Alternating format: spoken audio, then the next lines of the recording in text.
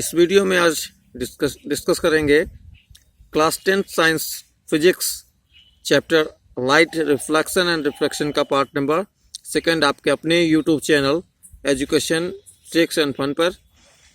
Part number 1 जो है आप इस पार्ट को देखने से पहले ज़रूर देख लें। इसका लिंक आपको डिस्क्रिप्शन पर, इसी वीडियो के डिस्क्रिप्शन पर हमको मिल जाएगा। तो सबसे पहले पार्ट नंबर 2 देखने से पहले यदि अभी आपने पार्ट नंबर 1 ना देखा हो तो उसको पहले देखिए, तभी आपको चैप्टर अच्छे से समझ में आएगा। तो इस वीडियो में पार्ट नंबर 2 में हम पढ़ेंगे लाइट का रिफ्लेक्शन और उसके आगे का चैप्टर शेष भाग। फर्स्ट पार्ट में रिफ्लेक्शन, इमेजेस, मिरर और मिरर फार्मूला, ये सारी चीज़ें हमने पार्ट फर्स्ट में स्टडी कर चुके हैं। अब सेकेंड पार्ट में रिफ्रैक्शन से संबंधित और उसके आगे चैप्टर का शेष भाग हम इस वीडियो में पढ़ने वाले हैं। तो चलते हैं अगले वीडियो के अगले भाग में, रिफ्रैक्शन। तो इस चैप्टर में सबसे पहले हमको पढ़ना क्या क्या है ये हम देख लेते हैं जल्दी से। पहली चीज़ हमको पढ़नी है रिफ्रैक्शन, फिर refraction through glass slab, laws of refraction, refractive index, ray diagram for lens, lens formula and power of lens. इतनी चीज़ें हमको इस पार्ट में हमको पढ़नी है। तो एक एक करके हम क्रम से बारी बारी पढ़ते हैं। Refraction, the change of direction of light passing from one transparent medium to another. Causes of refraction, the speed of light changes when enters one medium to another. तो रिफ्रैक्शन क्या है स्टूडेंट्स, इसको देख लेते हैं। The change of direction of light, यानी कि जो हमारी लाइट की डायरेक्शन होगी, दिशा होगी, वो बदलती है from one transparent medium to another, एक ट्रांसपेरेंट मीडियम से दूसरे ट्रांसपेरेंट मीडियम में। कारण उसका क्या है? उसका कारण ये है कि the speed of light changes when enters one medium to another medium. जब प्रकाश जो है हमारा एक मीडियम से दूसरे मीडियम में प्रवेश करता है तो उसके स्पीड में, गति में कुछ ना कुछ अंतर आता है।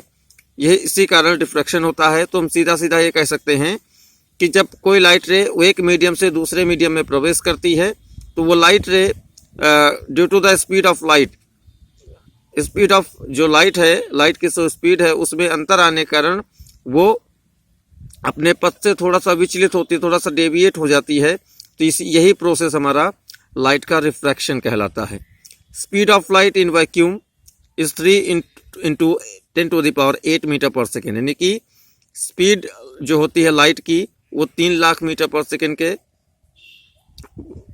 गति की होती है। और आगे अभी हमने पिछले जो हमने पार्ट में हमने पढ़ा रिफ्लेक्शन। रिफ्लेक्शन में क्या होता, लाइट हमारी बाउंस बैक होती थी, इसमें वन मीडियम से दूसरे मीडियम में इंटर करती, उसमें इंटर नहीं करती थी, बाउंस बैक होती थी। तो ये बेसिक अंतर है रिफ्लेक्शन और रिफ्रैक्शन में। रिफ्लेक्शन में लाइट रे हमारा सरफेस पे टकराकर बाउंस बैक होती हैं और रिफ्रैक्शन में वो उसी मीडियम से दूसरे मीडियम में इंटर कर जाती हैं। आगे चलते हैं। Examples of refraction, the bottom of swimming pool appears higher.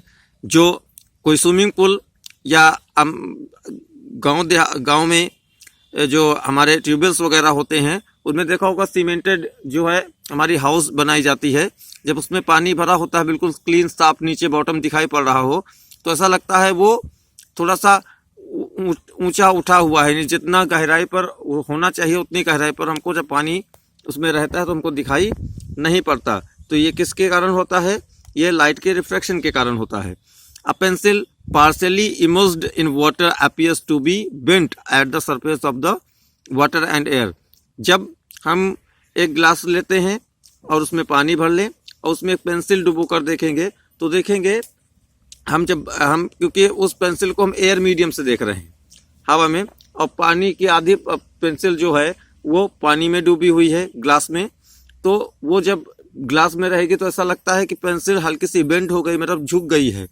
तो ये वास्तव में होती नहीं है, लेकिन हमको ऐसा दिखता है। क्यों? ये भी कारण है लाइट के रिफ्रैक्शन का। फिर lemon placed in a glass tumbler appears bigger. देखा होगा कुछ इस प्रकार के ग्लास आते हैं जिसमें अगर हम नींबू डाल दें तो उसके जो क्रिस्टल टाइप के उसमें बने होते हैं, एक साइड से देखेंगे तो नींबू हमको छोटा लगेगा, एक साइड से देखेंगे तो नींबू हमको बड़ा लगेगा। यह भी हमारा reflection of light through the glass होता है। अभी जो पेंसिल वाला देखा ये थ्रू द वाटर था। तो ये हमारे कुछ एग्जाम्पल थे लाइट ऑफ रिफ्रैक्शन के। आगे चलते हैं नेक्स्ट टॉपिक पे, रिफ्रैक्शन थ्रू ग्लास स्लैब। देखें, रिफ्रैक्शन थ्रू ग्लास स्लैब, ये हमारी एक ग्लास स्लैब है मान लेते हैं, ठीक है।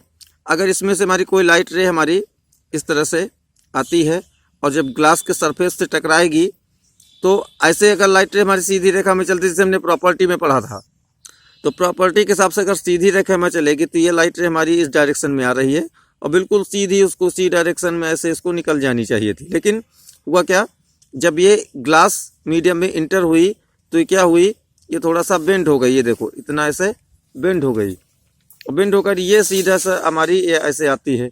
फिर यहाँ से फिर जो हो गई, अब हमको ग्लास मीडियम इसको छोड़ना पड़ रहा है, छूट रहा है। जब एयर में आएगी तो फिर ये बाहर की तरफ फिर अब ऐसे इसको तो ऐसे आनी चाहिए थी, लेकिन ये फिर बाहर की तरफ ऐसे निकल गई। तो क्या हुआ, जब लाइट रे हमारी एयर मीडियम से थी तो सीधी आई, फिर उसके बाद ये डेविएट हो गई, फिर उसी सीधी रेखा में ग्लास स्लैब में आ रही थी, फिर जब एयर मीडियम मिला तो फिर उसका डेविएशन हो गया। तो ये था रिफ्रैक्शन थ्रू ग्लास स्लैब। अब देखिए, अब जहाँ पर लाइट रे ग्लास स्लैब को सरफेस पे जिस जगह पर टकराएगी वहीं पर इमेजिनरी लाइन जो फर्स्ट पार्ट में भी आपने पढ़ा है उसको नॉर्मल लाइन बोलते थे, हमने नॉर्मल ड्रा किया। तो नॉर्मल और इंसिडेंट रे जो हो गई उसके बीच का जो एंगल हमारा एंगल ऑफ इंसिडेंट हो गया। उसके बाद लाइट को सिर्फ जाना चाहिए था सीधा, लेकिन ये डेविएट होकर इतनी हो गई तो ये हो गया एंगल ऑफ रिफ्रैक्शन। इसको भी एंगल आर से डिनोट करते हैं। फिर वही लाइट रे जो हमारी सीधा आती है तो ये हमारा ग्लास मीडियम का एंगल ऑफ इंसिडेंट हो जाएगा ग्लास स्लैब का, और फिर उसके बाद बाहर फिर ये एंगल ऑफ रिफ्रैक्शन हमारा हो जाता है। अब इसमें एक नोटिस करने वाली चीज़ और भी है, क्या है, देखिए जब हमारी ये लाइट रे हमारी इस सीधी रेखा से आ रही थी, अगर ये ग्लास स्लैब ना होती अगर, तो ये लाइट रे बिल्कुल सीधी इसी तरीके से निकल जाती। लेकिन अब हमारी ग्लास स्लैब चूँकि है यहाँ पर, तो ये डेविएट हुई, लाइट रे ऐसे आई और उसके बाद फिर जो है बाहर निकल के चली गई। तो इस तरह से देखेंगे तो ये लाइट रे हमारी सीधी ऐसे आ रही है और ये आ रही है। तो अब इसमें देखेंगे इसके बीच की जो ये क्या हुई, ये हमारा कुछ डिस्टेंस बना है, जो कि ये डिस्टेंस जो बनेगा वो हमारा पैरेलल होगा, समांतर दूरी पर होगा। तो जो भी ये डिस्टेंस बनेगा, मान लीजिए एक्स हम कह लेते हैं, जो भी ये डिस्टेंस बनेगा इसको हम बोलते हैं लेटरल डिस्प्लेसमेंट। क्या बोलेंगे इसको, लेटरल डिस्प्लेसमेंट। अब देखते हैं लेटरल डिस्प्लेसमेंट डिपेंड ऑन किस पर निर्भर करता है, refractive index of glass slab.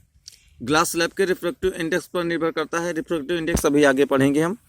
फिर थिकनेस ऑफ ग्लास स्लैब के थिकनेस पर, हाँ, जितना ज़्यादा ग्लास हमारा स्लैब पतली होगी, इसके जो हमारा लेटरल डिस्प्लेसमेंट है इसमें हमारा अंतर आएगा।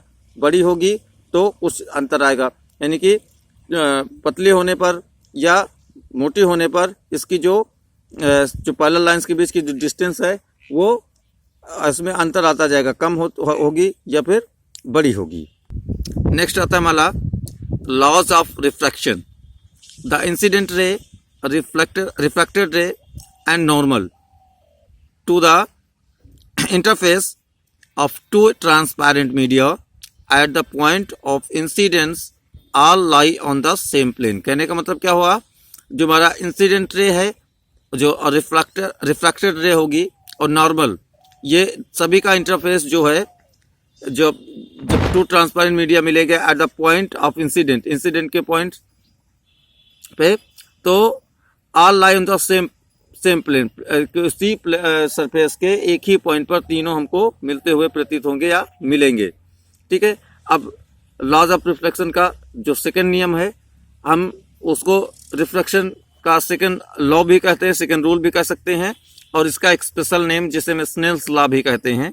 ठीक है। स्नेल्स लॉ या रिफ्लेक्शन लॉ का सेकंड नियम या फर्स्ट नियम भी कह सकते हैं। नियम को तो हम फर्स्ट सेकंड कुछ भी कर सकते हैं, लेकिन सीधा सीधा कहने का अर्थ है जो रिफ्लेक्शन का रूल है एक, और ये स्नेल्स लॉ, ये रूल के नाम से भी इसको हम जानते हैं।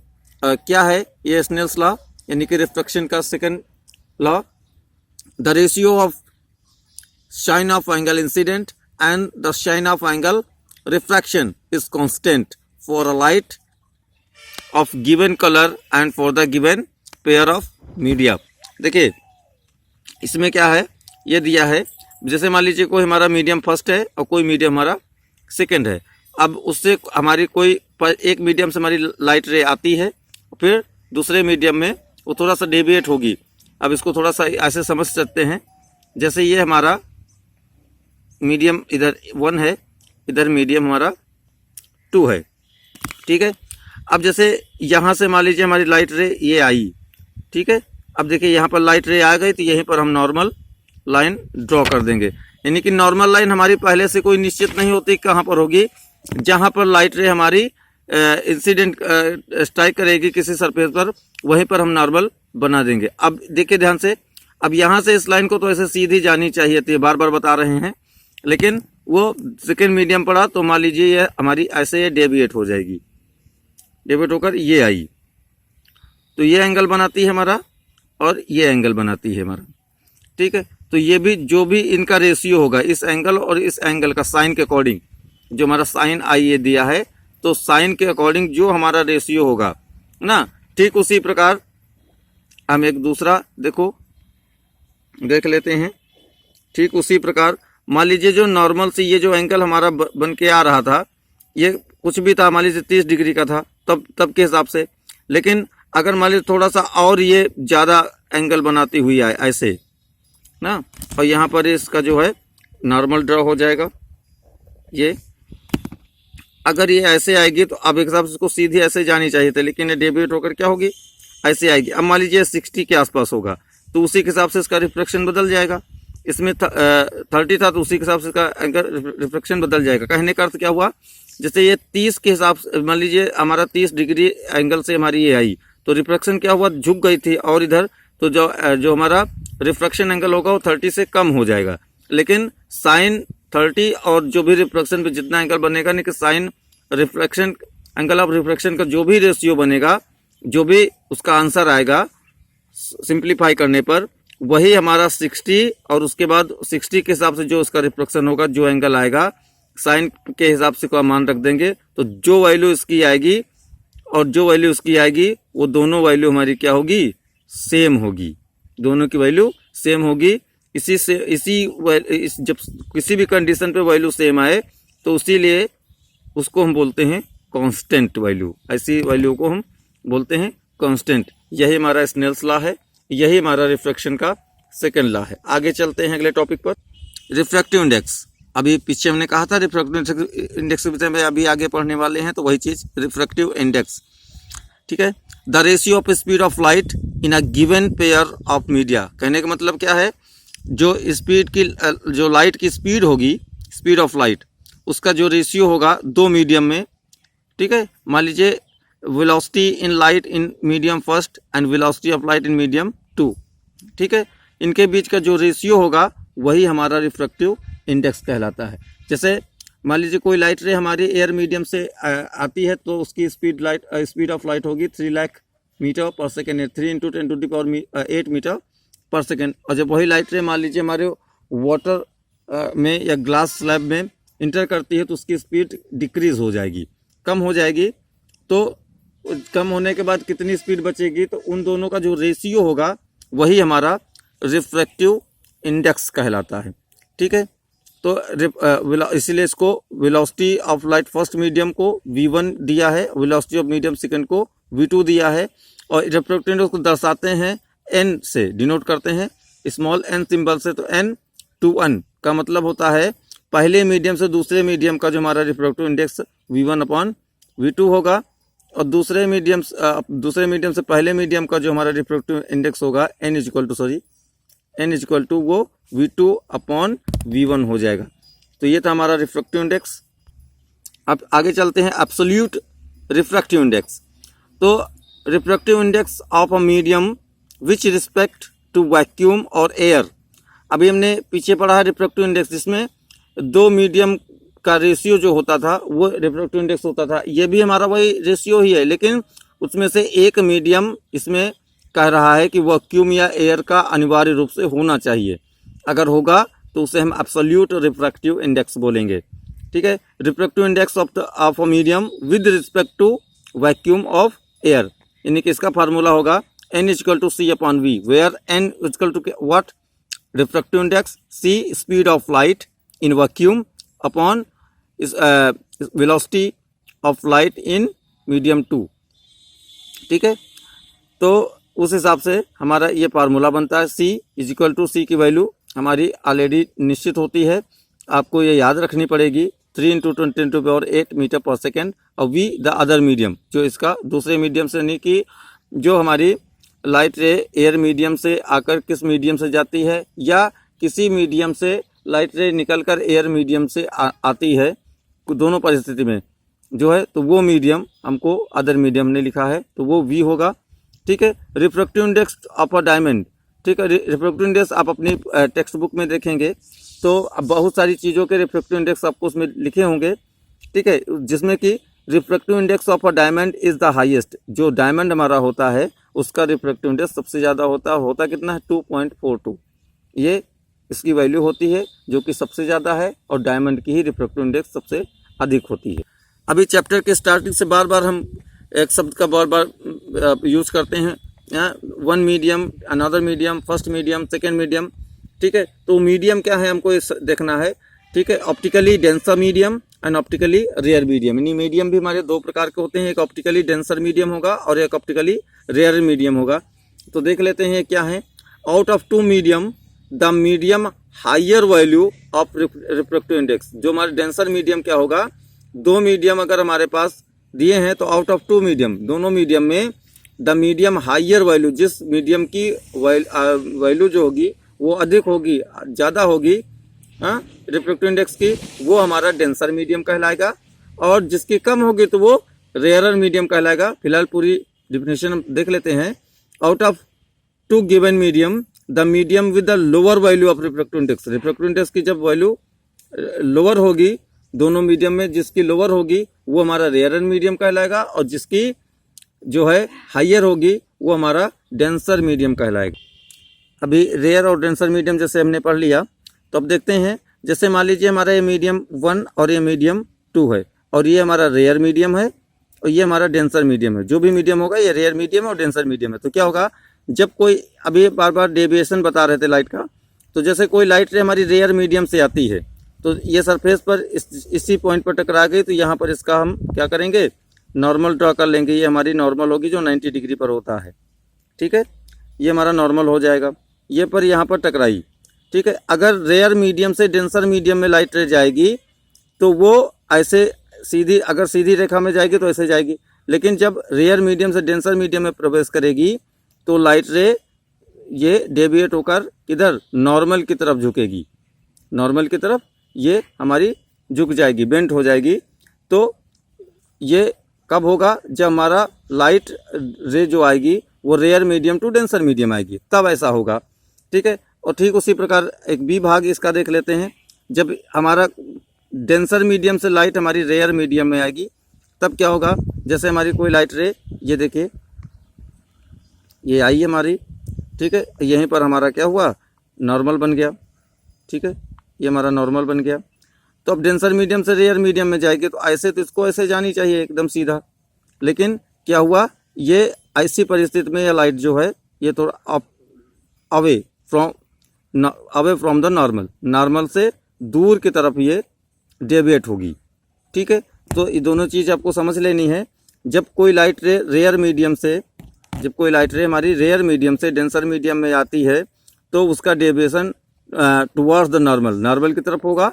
और जब कोई लाइट रे हमारी डेंसर मीडियम से रेयर मीडियम की तरफ जाएगी तो उसका जो डेविएशन होगा वो अवे फ्रॉम द नॉर्मल होगा। ये मोस्ट इम्पोर्टेंट है, इसको समझना पड़ेगा कि क्योंकि अगर जब लाइट रे एक मीडियम से दूसरे मीडियम में जाएगी तो उसका डेविएशन की तरफ का हमेशा अंदर की तरफ या टुवर्ड्स द नॉर्मल नहीं होता है।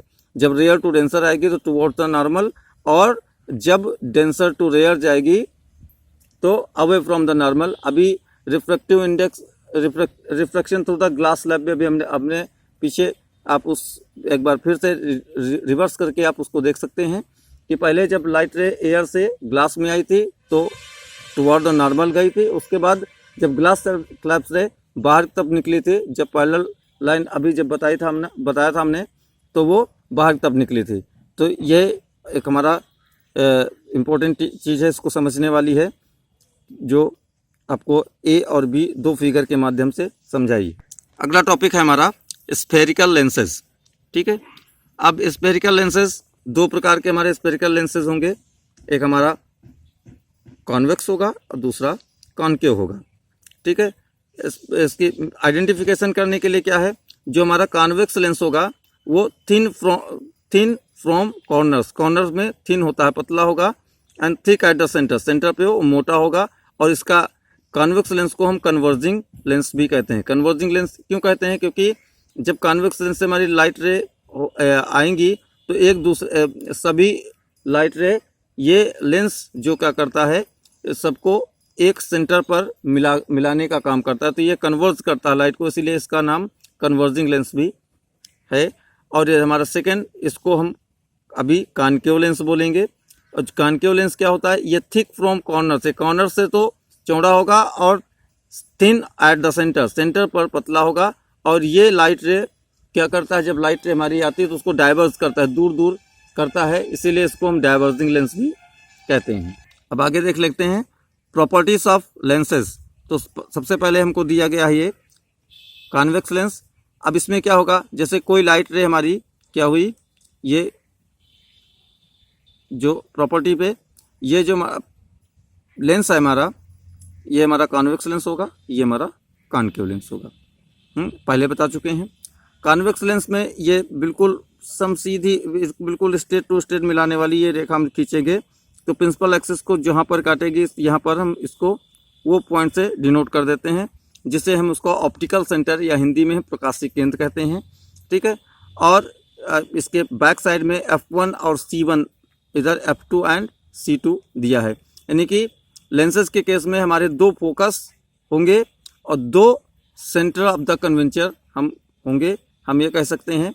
और C1 को हम 2F1 भी कह सकते हैं और 2F2, यानी कि फोकस नंबर 1, फोकस नंबर 2, एक साइड का इधर फोकस इसलिए F1 और 2F1 नहीं, एक मान लीजिए फोकस है, ये दूसरा फोकस है 2, और चूँकि फोकस 2 है इसलिए इसको F1 और इसको F2 नाम रखा।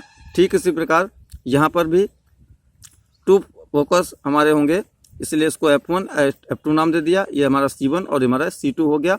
ध्यान रखना, C1 और C2 को हम 2F1 और 2F2 बोल सकते हैं। तो हमको आगे देखते हैं प्रॉपर्टीज ऑफ लेंसेज में। जब लाइट रे मान लीजिए हमारी प्रिंसिपल एक्सिस के पैरेलल ये जा रही हैं तो ये सभी को डाइवर्ट करके इस तरीके से इधर से जाएंगी ऐसे, तो ये हमारी होकर के इस फोकस पॉइंट पर ही सब लाइट रे को सेंट्रोइड करेंगी। ये तो हमारा हो गया कॉन्वेक्स लेंस का।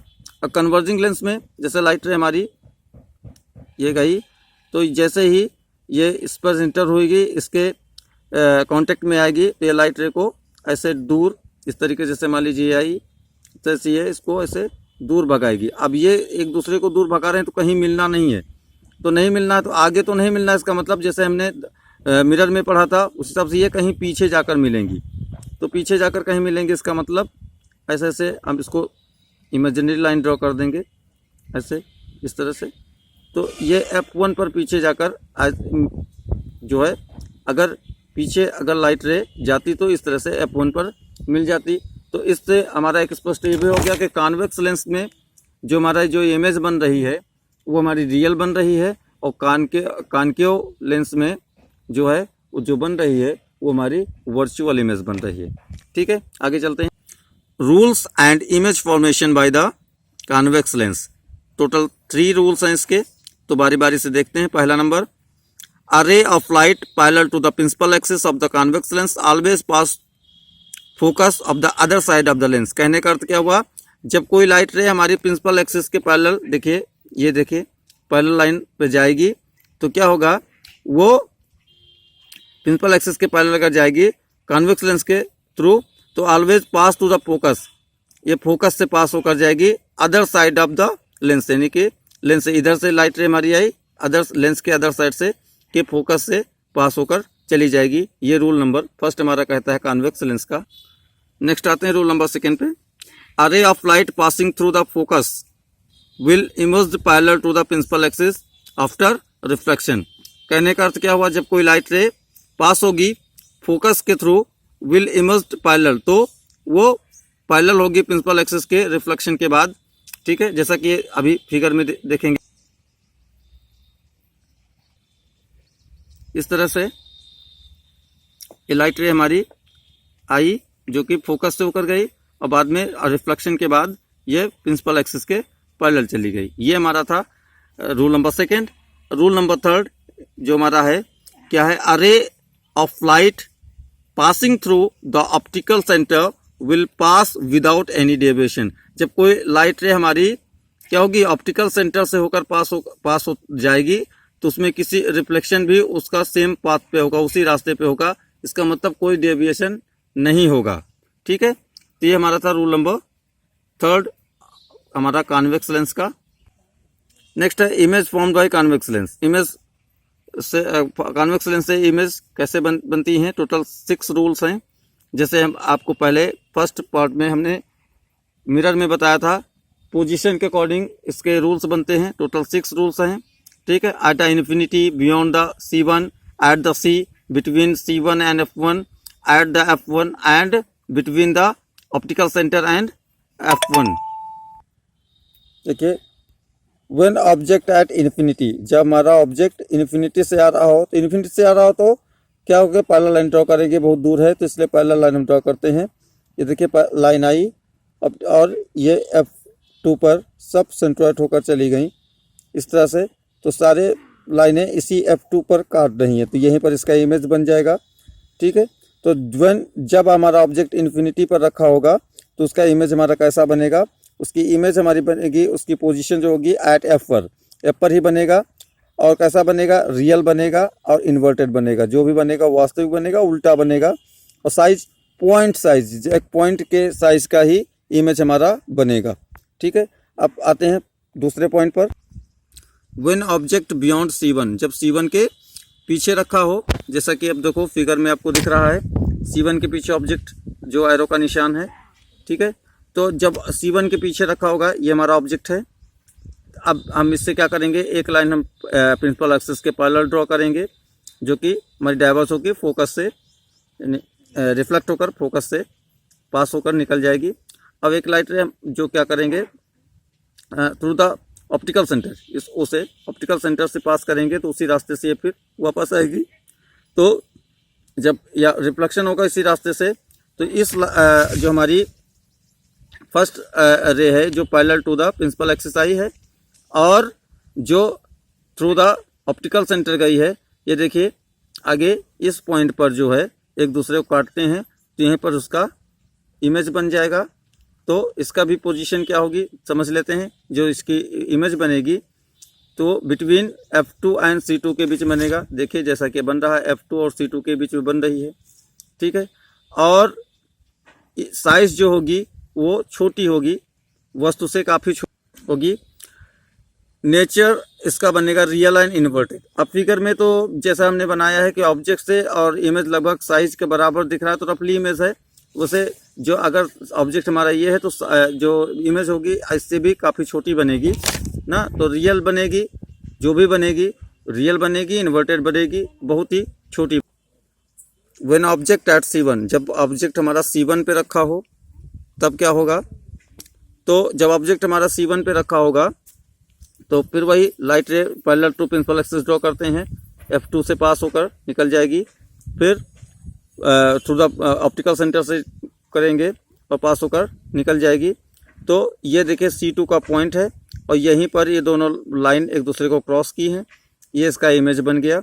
ठीक है, तो जब हमारा ऑब्जेक्ट C1 पे रखा था तो लेंस के अदर साइड पे यानी कि अपोजिट साइड पे ऑब्जेक्ट के उसी C2 पर ही, यानी C1 पर ऑब्जेक्ट रखा था और C2 पर ही इसका इमेज बन गया।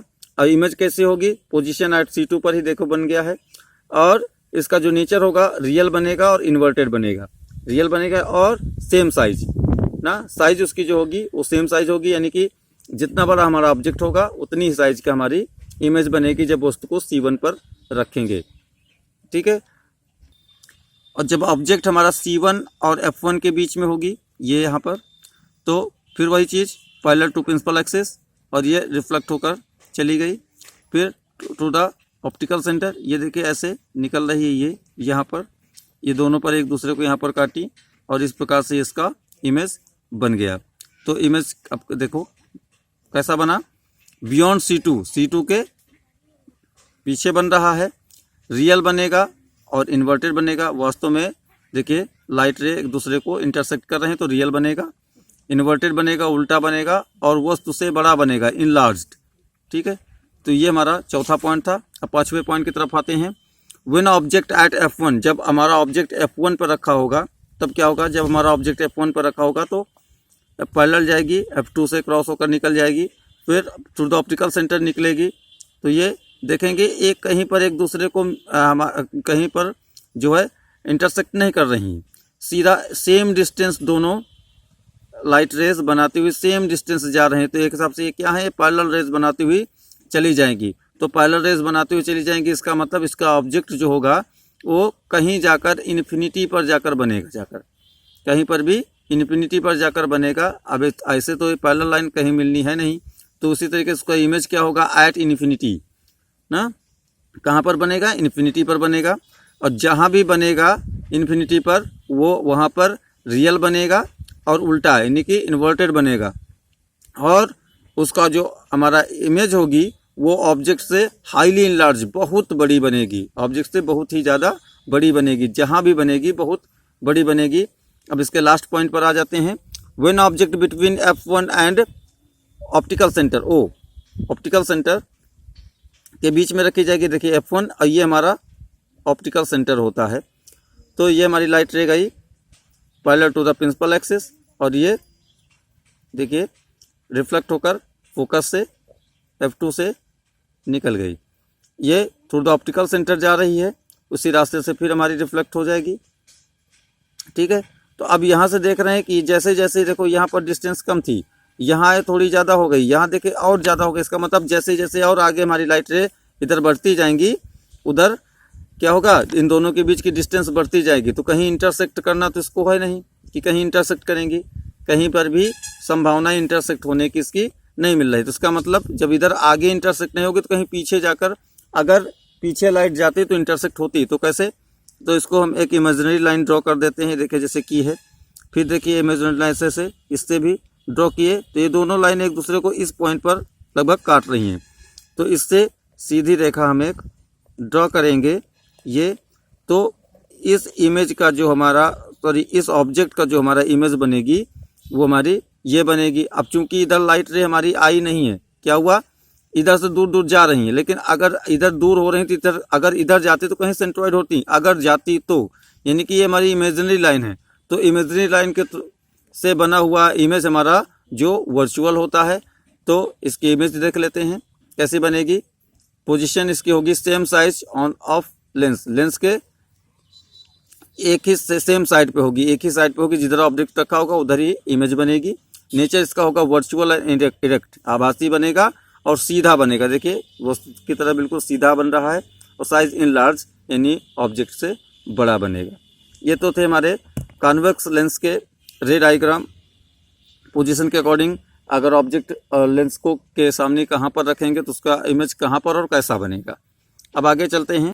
नेक्स्ट है rules of image formation by convex lens. Convex lens के से concave lens, rules of image formation by the concave lens. Convex lens तो भी पढ़ चुके हैं, ये हमारा कॉनकेव लेंस का है। ठीक है, तो फर्स्ट इसका रूल क्या होता है, a ray of light parallel to principal axis appears to diverge from the focus on the same side of the lens. क्या मतलब हुआ, जब कोई लाइट रे हमारी प्रिंसिपल एक्सिस के पैरेलल जाएगी तो वो डाइवर्ज होगी away from the principal axis. ठीक है, वो डाइवर्ज होगी from the focus on the same side. कहने का मतलब जिधर डाइवर्ज हुई, अगर इधर से हम इस लाइट रे को हम देखेंगे तो हमें ऐसा लगेगा कि ये लाइट रे इस तरह से, अगर इसको सीधी रेखा में जाएंगे ऐसा लगेगा कि लाइट रे हमारी जो फोकस से होकर आई, same side of the lens. It means a light ray parallel to the principal axis, principal parallel होगी तो अपीयर्स, ऐसी हमको दिखाई देगी, ऐसी अपीयर होगी कि diverse from the focus on the same side of the lens, मतलब वो फोकस से होकर आई है।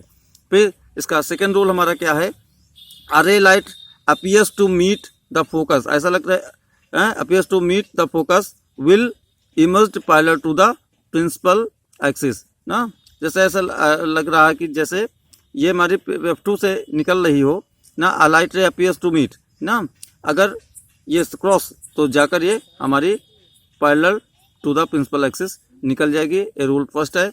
सीधा सीधा हम ये कह सकते हैं कि जब कॉन्केव लेंस जो हमारा होगा, जब parallel to the principal axis कोई लाइट रे ड्रॉ करेंगे तो डाइवर्स हो जाएगी, और जब अब कोई चीज़ जो ऐसे लाइट रे ड्रॉ करें, जैसे अगर ऐसा लगे कि वो हमारे F2 पर आ रही है तो वो लेंस पर टकराकर वो parallel to the principal axis हो जाएगी। ठीक है, ये दो रूल हमारे ये हो गए। उसके बाद आगे चलते हैं, रे diagram of image formation by the concave lenses. Concave lens से जो रे डायग्राम कैसे बनते हैं, टोटल इसके दो नियम हैं, देख लेते हैं। First rule, when object at infinity, दो ही इसके वो बनते हैं। When object is in infinity, बारी बारी से देखते हैं। जब कोई ऑब्जेक्ट हमारा इन्फिनिटी पर रखा जाएगा तो देखिए पैरेलल लाइन हम ड्रॉ कर रहे हैं, पैरेलल लाइन से आ रही हैं, इन्फिनिटी होगी तो ये हमारी लेंस से डाइवर्स होंगी, ये इधर गई और ये इधर चली गई। अब देखो डाइवर्स हो गई तो एक दूसरे से पहले से ही दूर थी और दूर हो गई, अब ये जाकर इधर कहीं हमारी मिलनी नहीं है। इसका मतलब ये जो पीछे इमेजिनरी लाइन हम ड्रॉ करेंगे, फिर वही चीज़ इमेजिनरी लाइन ड्रॉ करेंगे जो कि F1 पर दोनों को काट देंगी। ठीक है, तो यहीं पर इसका इमेज बन जाएगा, यहीं पर काट के ऐसे निकल जाएंगी तो ये यहीं पर इसका इमेज बन जाएगा। तो इमेज कैसा बनेगा, पोजीशन इसकी होगी एट F1 पर इसका इमेज बनेगा। नेचर कैसा होगा, वर्चुअल ना, वास्तव की हमारी लाइट रे से नहीं बना है, इमेजिनरी लाइन से बना है, इसलिए वर्चुअल सीधा बनेगा और पॉइंट साइज बनेगा, बिल्कुल पॉइंट साइज का हमारा इमेज बनेगा। नेक्स्ट है, when object in between infinity and optical centre, जब ऑब्जेक्ट को हम इन्फिनिटी और ऑप्टिकल सेंटर के बीच में कहीं पर भी रख दें, इसीलिए इसकी केवल दो पोजीशन होती है, कहीं पर भी, मतलब चाहे बियॉन्ड द सी रखें, चाहे C1 पर रख दें, चाहे बिटवीन C1 एंड F1 पर रखें, कहीं पर भी रखें तो उसका इमेज जो हमारा बनेगा, पहली चीज़ देख लेते हैं वो फिगर के अकॉर्डिंग। ये तो ये हमारे ऑब्जेक्ट है, ये लाइट ये गई लेंस के सामने से, ये हमारी डाइवर्स हो गई, ये ऑप्टिकल सेंटर से होकर अगर ये जाएगी, देखिए यहाँ से गई यहीं से वापस हो गई, तो क्या हुआ, ये दूर दूर निकल रही हैं, तो आगे तो कहीं मिलना नहीं है। अगर ये पीछे मिलेंगे तो इसको क्या करेंगे, इमेजिनरी लाइन ऐसे ड्रॉ करेंगे जो कि F1 पर काट देंगी, और ये ऑप्टिकल सेंटर से गई थी और इसी रास्ते से हमारी वापस भी होगी अगर आएगी तो, और कहीं उसका डेविएशन नहीं होना। तो देखो एक दूसरे को इस पॉइंट पर हमारी काट रही हैं, प्रिंसिपल एक्सिस जो हमारी ये है और थोड़ा सा ऊपर, दोनों को एक दूसरे को काट रहे हैं, तो यहीं पर इसका इमेज बन जाएगा। कहने का अर्थ ये हुआ कि इसको वहाँ पर बहुत छोटा बना है, इसलिए हम यहाँ से देख लेते हैं थोड़ा सा। ये जैसे हुआ इस टाइप का था कि जैसे हमारी लाइट रे ऐसे आई, ये डाइवर्स हो गई और ऑप्टिकल सेंटर से मान लीजिए पास होकर ऐसे निकलती है ऐसे, तो जब ये जाएगी मान लीजिए F1 हमारा ये है, ठीक है, और यहाँ पर जाएगी तो एक दूसरे को यहाँ पर काटेगी तो ये इसका इमेज होगा। ठीक है, वही चीज़ यहाँ पर दिखाया, छोटा है। तो अब इसका जो हमारा इमेज कैसा होगा पूरा समझ, तो इमेज पोजीशन होगी एट F1 पर होगी एंड O ना, या तो F1 पर होगी एंड F1 O के बीच में होगी। नेचर इसका होगा वर्चुअल बनेगा और सीधा बनेगा, ठीक है, और साइज बहुत ही छोटा बनेगा, ठीक है, साइज डिमिनिश्ड बनेगा, यानी बहुत ही छोटा बनेगा। तो ये थे हमारा कॉनकेव लेंसेस से बनने वाले इमेज फॉर्मेशन। अगला टॉपिक हमारा लेंस फार्मूला, ये इम्पोर्टेंट है हमारे पेपर के एग्जामिनेशन पे, इससे संबंधित हमारे बहुत सारे क्वेश्चंस न्यूमेरिकल्स पूछे जाते हैं, तो ये हमको समझना है। लेंस फार्मूला क्या है, उसका फार्मूला है 1/v - 1/u is equal to 1/f। ठीक है, v क्या है, image of distance of image, U है distance of object and F है फोकल लेंथ। ठीक है, हमने मिरर फार्मूले में भी हमने मिरर फार्मूला पढ़ा था अभी मिरर के फर्स्ट पार्ट में वीडियो के, तो इसमें एक जैसा ही लग रहा है लेकिन एक बेसिक अंतर है। मिरर फार्मूले में था कि 1/v 1/u का प्लस होता था और यहाँ पर क्या होगा, माइनस होगा। बस यही बेसिक अंतर है लेंस फार्मूला और मिरर फार्मूले में। ठीक है, अगले टॉपिक पे आते हैं, मैग्निफिकेशन। मैग्निफिकेशन क्या है? It is the ratio of the height of image to the height of object. Magnification क्या है? इमेज और ऑब्जेक्ट के हाइट का जो भी रेशियो बनेगा वो हमारा मैग्निफिकेशन कहलाता है। ठीक है, अब उनको हम डिनोट करते हैं आई से भी आप इमेज को, या फिर एच डैश से कर देते हैं। क्यों? क्योंकि ऑब्जेक्ट को अगर हम एच से डिनोट करेंगे तो इमेज को हम एच डैश से भी कर सकते हैं, या ऑब्जेक्ट को हम ओ से डिनोट करें और इमेज को आई से करें तो आई अपॉन ओ या एच डैश अपॉन एच। ठीक है, तो इसको सिंबॉलिक रूप में अगर लिखेंगे तो मैग्निफिकेशन को हम एम से डिनोट करते हैं तो M is equal to I upon O. अगर distance of the image and object के अकॉर्डिंग बात करें तो वी अपॉन यू होगा। तो ये था हमारा मैग्निफिकेशन। ठीक है, ये लास्ट टॉपिक था इस चैप्टर का, मैग्निफिकेशन। अभी सेकेंड लास्ट था, इसके बाद अभी एक लास्ट टॉपिक केवल और पढ़ना है, power of the lens. Lens का पावर तो देखा होगा कई लोगों को जब आंखें स्वस्थ नहीं होती हैं तो उनको चश्मा लगता है, तो कहते हैं, वो लोग पूछते हैं आपका चश्मे का पावर कितना है, आपके चश्मे का प्लस का है कि पावर की माइनस का है पावर। तो ये सारी चीज़ें क्या हैं, तो पावर ऑफ लेंस कहलाती है। इट मीन्स क्या है, जैसे किसी को दूर का नहीं दिखता है, नज़दीक का नहीं दिखता, तो ये तो लेंस के टाइप पर निर्भर करता है कि किसको कॉन्वेक्स लेंस का यूज़ किसके लिए होगा और किसके लिए हमारे कॉन्केव लेंस का यूज़ होगा। लेकिन किसी को दूर का कितना दूर का नहीं दिख रहा है, कितना पास का नहीं दिख रहा है, तो ये उसके पावर पे डिपेंड होता है। तो पावर ऑफ लेंस होता क्या है? It is the reciprocal of the focal length in metre. ठीक है, तो पावर क्या होती है, किसी भी जो हमारा लेंस होगा उसके जो फोकल लेंथ होगी उसके रेसिप्रोकल का। रेसिप्रोकल का मतलब होता है जैसे 5 को 1/5 लिख दिया जाए, नहीं, जस्ट अपोजिट कर दिया जाए ना, तो और इसके जो मेजरमेंट होगी वो मीटर में होगी। तो power of lens what? It is the reciprocal of focal length measure in metre. तो इसको डिनोट करेंगे, पावर को पी से हम डिनोट करते हैं। तो power is equal to 1 focal length, यानी 1/f इन मीटर में बोलेंगे। ठीक है, ये हमारा जो होगा ये मीटर में होगा, और इसकी एसआई यूनिट जो होती है वो डायप्टर होती है। ठीक है, इसका एसआई यूनिट उसको डायप्टर से बोलेंगे। तो पावर का फार्मूला मीटर के अकॉर्डिंग जो है 1/f हो गया। ठीक है, अगर इसको सेंटीमीटर के अकॉर्डिंग अगर बोलेंगे तो 100/f भी लिख सकते हैं। इसको 100/f ये इन सेंटीमीटर पे होगा। तो ये था हमारा पावर ऑफ लेंस। तो स्टूडेंट्स, ये हमारा लाइट चैप्टर 10th क्लास का यहाँ पर इतना समाप्त होता है। अभी इस चैप्टर से बेसिस, न्यूमेरिकल्स, डेरिवेशंस, ठीक है, और एक इम्पोर्टेंट चीज़ अभी आपको अगली वीडियो में इसी चैप्टर से रिलेटेड हम लेकर आएंगे, जिससे थोड़ा सा आपको ये समझाने की कोशिश करेंगे, आपको न्यूमेरिकल्स मिरर फार्मूले में या लेंस फार्मूले के जो भी न्यूमेरिकल्स आएंगे उनको लगाने में आपको थोड़ी सी हेल्प मिलेगी कि जो हमारी इमेज फॉर्मेशन है, जिन बच्चों को इमेज फॉर्मेशन ही अच्छे से समझ में आ गई होगी उनसे न्यूमेरिकल्स भी बहुत ही इजीली लग जाएंगे। ठीक है, और काफ़ी कुछ अपने आप जो भी उसका आंसर होगा उस आंसर के आसपास पहले ही पहुंच जाएंगे बिना लगाए हुए। एग्जैक्टली आंसर पे तो नहीं पहुंचेंगे, लेकिन ये क्लियर हो जाएगा। अगर किसी का जो है आंसर 50 आ रहा है तो आप इतना जरूर क्लियर हो जाएगा कि जो इसका आंसर जो आएगा वो 70 और 40 के इन बिटवीन होगा, इन बिटवीन 40 एंड 70, यानी 50 हमारा 40 और 70 के बीच में ही आता है। तो ये आप ऐसा गेस कर ले जाएंगे, अंदाज लगा ले जाएंगे, तो जिससे हमारे न्यूमेरिकल लगाने में आसानी होगी।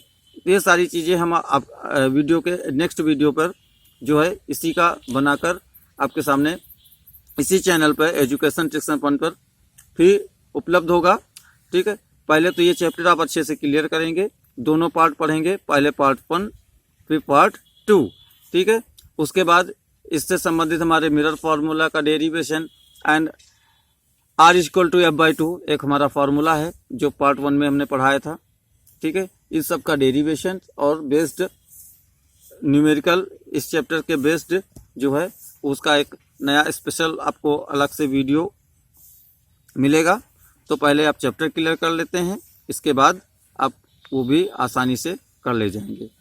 तो अभी आप इतना तैयार करेंगे, उसके बाद फिर किसी अगले 10th क्लास के ही किसी केमिस्ट्री या फिजिक्स से किसी अगले चैप्टर के साथ अगले वीडियो में फिर आपसे मुलाकात होगी इसी चैनल पे, एजुकेशन ट्रिक्स एंड फन पे। अगर चैनल हमारा सब्सक्राइब ना किया हो तो चैनल सब्सक्राइब कर लें, लाइक कर दें, और दी हुई जानकारी इस वीडियो की आपको समझ में आती हैं तो शेयर भी अपने दोस्तों को कर दें, जिससे उनको भी ये चीज़ें समझने का मौका मिल जाए। ठीक है, तो ये था हमारा चैप्टर पूरा, लाइट, रिफ्लेक्शन एंड रिफ्रैक्शन।